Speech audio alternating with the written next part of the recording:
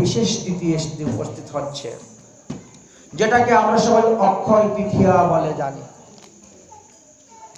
অক্ষয় মানে যাহা কখনো ক্ষয় হয় না, শেষ। অক্ষয় মানে ক্ষয় নেই। সেই দিন কিন্তু পাপ করলে পাপটাও কিন্তু অক্ষয় হয়ে থাকবে, আবার পুণ্য করলেও পুণ্যটা অক্ষয় হয়ে থাকবে। এই জন্য সাবধান। অক্ষয় তৃতীয়া দিবসের বিশেষ মহিমার কথা বর্ণন করে গিয়েছেন। আগামী 27শে বৈশাখ শুক্রবার অক্ষয় তৃতীয়া পড়েছে, অর্থাৎ মে মাসের 10 তারিখ 2024। এই অক্ষয় তৃতীয়া দিবসে পরশুরাম অবতীর্ণ হয়েছিলেন। ভগবানের 6 প্রকার অবতার আছে। পুরুষ অবতার 1, লীলা অবতার 1, গুণ অবতার 1, মন্বন্তর অবতার 1, সত্য অবতার 1, আবির অবতার, যুগ অবতার। তার মধ্যে 16 নম্বর অবতার শ্রীমদ্ ভাগবত মহাপুরাণের প্রথম স্কন্ধের 3য় অধ্যায়ে যে বর্ণন করে গিয়েছেন 24টি অবতার লীলার কথা, তার মধ্যে 16 নম্বর অবতার দেখবেন পরশুরাম। এই পরশুরামকে লীলা অবতার বলা হয়েছে, আবার শক্তি আবেশ অবতারও বলা হয়েছে। লীলা অবতারের মধ্যে তিনি পড়েছেন 18 নম্বরে, আর শক্তি অবতারের মধ্যে পড়েছেন তিনি 9 নম্বরে, কারণ শত্রুদম শক্তি অবতার। এই পরশুরাম জয়ন্তী কিন্তু আমাদেরকে শ্রীকৃষ্ণ জন্মাষ্টমীর মতো পালন করতে হয় না। এই দিন কোনো ব্রত নেই, আমাদের ব্রত থাকতে হয় না যে পরশুরাম জয়ন্তী এই জন্য ব্রত থাকবে না। কারণ শ্রীকৃষ্ণের জন্মাষ্টমী, রাধার জন্মাষ্টমী, বামন দ্বাদশী, নৃসিংহ চতুর্দশী, শিবরাত্রি, রামনবমী, এই 6টি জয়ন্তীকে জয়ন্তী তিথির অন্তর্ভুক্ত বলা হয়েছে। কিন্তু আমরা যারা গৌরীয় বৈষ্ণব, তারা গৌরাঙ্গ মহাপ্রভু জয়ন্তী, নিত্যানন্দ জয়ন্তী এবং অদ্বৈত জয়ন্তী, আরও 3টি জয়ন্তী আমরা অতিরিক্ত করে থাকি, পালন করে থাকি। তাহলে ওই দিবসে ভগবান 11টি কলা নিয়ে, 16 কলায় পরিপূর্ণ ভগবান, তার মধ্যে 5 কলা নিয়ে এসেছিলেন এই পরশুরাম, আর 11 কলা নিয়ে এসেছিলেন অযোধ্যার রামচন্দ্র। আর পরশুরাম এসেছিলেন মাত্র 5 কলা নিয়ে ভগবানের, তাই নিয়ে তিনি 21 বার ক্ষত্রিয় বংশ নাশ করেছেন। এই জন্য তাকে শক্তি অবতার বলা হয়। পরশুরাম জয়ন্তীতে কোনো উপবাস থাকতে হয় না। তো ওই দিনের বিশেষ মহিমা হলো, ভগীরথ কিন্তু ওই দিবসেই পৃথিবীতে মা গঙ্গাকে আনয়ন করেছিলেন। সর্বপ্রথম মা গঙ্গা অক্ষয় তৃতীয়া দিবসেই আমাদের এই পৃথিবীতে এসে উপস্থিত হয়েছিলেন, তথা ভারতবর্ষ হয়ে তিনি আসছিলেন। এই অক্ষয় তৃতীয়া দিবসেই মা অন্নপূর্ণা দেবী আবির্ভাব হয়েছিলেন।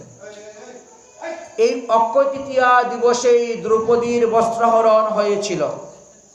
ভগবান কৃষ্ণচন্দ্র দ্রৌপদীর লজ্জা নিবারণ করার জন্য এসেছিলেন এবং বস্ত্ররূপে বস্ত্র প্রদান করে তার লজ্জাকে নিবারণ করেছিলেন। এই অক্ষয় তৃতীয়া দিবসেই ভগবান শ্রীকৃষ্ণচন্দ্র ইনি উজ্জয়িনীতে গিয়েছিলেন শান্তিপুনী মুনির আশ্রমে লেখাপড়া শিক্ষা আরম্ভ করার জন্য। আর সেই দিনেই সুদামার সঙ্গে তিনার প্রথম মিলন এবং বিপ্র সঙ্গে বন্ধুত্ব হয়েছিল। এই বন্ধুত্ব কিন্তু দ্বারকায় হয় নাই, এই বন্ধুত্ব হয়েছিল উজ্জয়িনীতে, মানে অবন্তিকাপুর, যাকে আমরা গ্রন্থেতে দেখতে পাই। অবন্তিকাপুর এবং শান্তিপুনী মুনির আশ্রমে শ্রীকৃষ্ণ এবং সুদামার মিলন হয়েছে। এই অক্ষয় তৃতীয়া দিবসেই সত্যযুগের উৎপত্তি হয়েছিল। এই অক্ষয় তৃতীয়া দিবসে ব্রহ্মার পুত্র অক্ষয় কুমার জন্মগ্রহণ করেছিলেন। এই অক্ষয় তৃতীয়া দিবসেই কুবের ধনের অধিপতি হয়েছিলেন। এই অক্ষয় তৃতীয়া দিবসে গঙ্গোত্রী, যমুনোত্রী, কেদার, বদ্রী যে 4 ধাম উত্তরাখণ্ডে, তার দরজা খুলে গেল। রাস্তা আজকে থেকে, মানে অক্ষয় তৃতীয়া দিন থেকে সবাই যাবে। এই অক্ষয় তৃতীয়া দিবসেই বদ্রীনাথের দরজা খুলে বদ্রীনাথ দর্শন করার জন্য। আর এই অক্ষয় তৃতীয়া দিবসেই বৃন্দাবন ধামে বাকে বিহারীর চরণ দর্শন করা যায়। আর বাকি 364 দিনই চরণ ঢাকা থাকে, চরণ কেউ দেখতে পায় না, বস্ত্রের দ্বারা চরণ ঢাকা থাকে।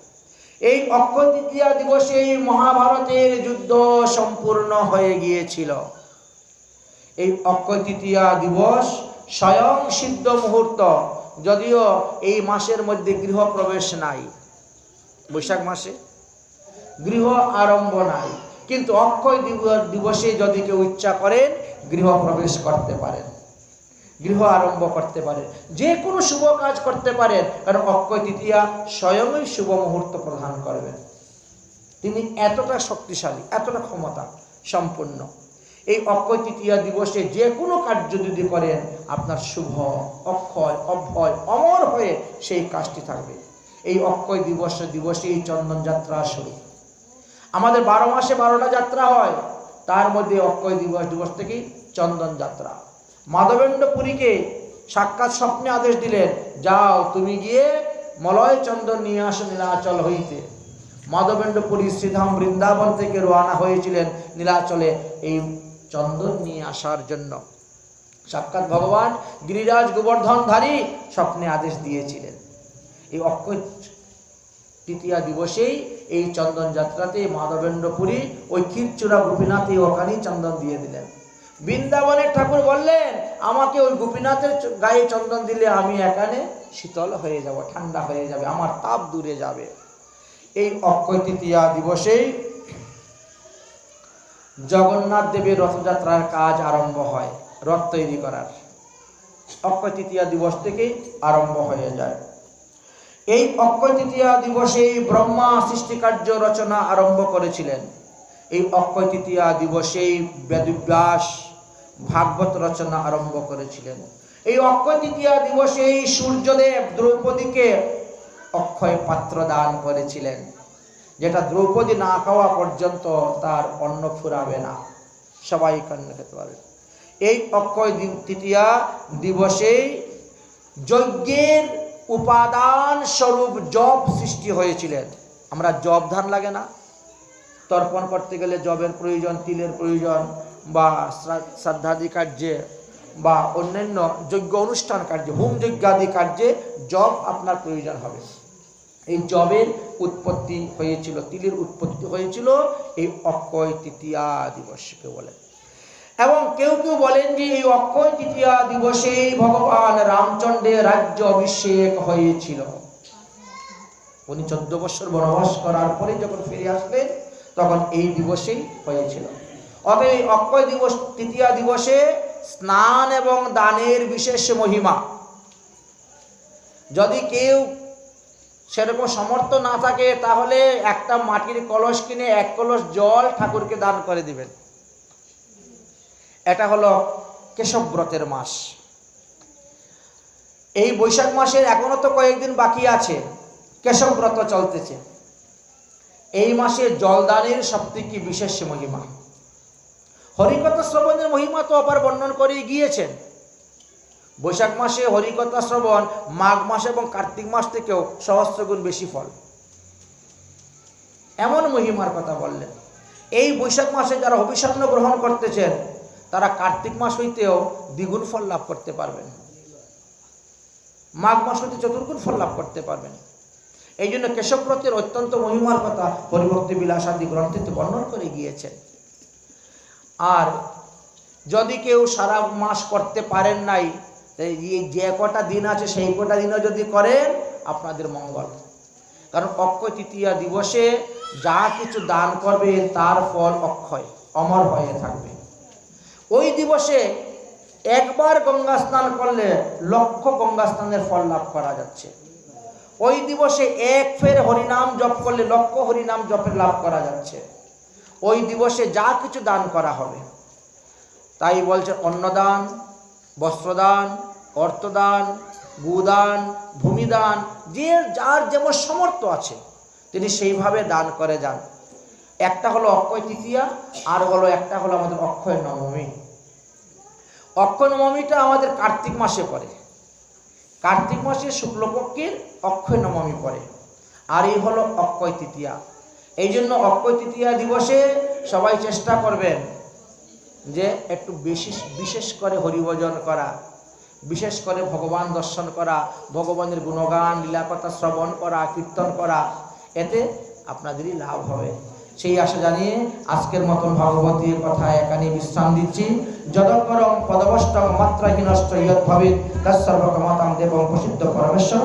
ওম সর্বভবন্তু সুখিনা সর্বে সন্তু নিরাময়া সর্বে ভদ্রাণি পশ্যন্তি মা কশ্চিৎ দুঃখভাগ্ ভবেৎ। ওম শান্তি, ওম শান্তি, ওম শান্তি। বলো শ্রীমদ্ ভাগবত মহাপুরাণ কি, শ্রীকৃষ্ণ দেবপায়ন দিব্যাদিও কি, শ্রী শুক মুনি কি, শ্রী শুক মুনি কি, পরীক্ষিত মহারাজ কি, সনকাদি ঋষিবৃন্দ কি, নিমিষারণ্য নক্ষত্র কি, উত্তরবঙ্গীয় বৈষ্ণব সংঘ কি, উপস্থিত সমস্ত ভক্তবৃন্দ কি, উপস্থিত সমস্ত মাতৃবৃন্দ কি, আস্থান পুরুষ কি, आपन अपन गुरुदेव की, आपन अपन इष्ट देव की, आज के आनंद की। जय जय श्री राधे श्याम निताई गौर।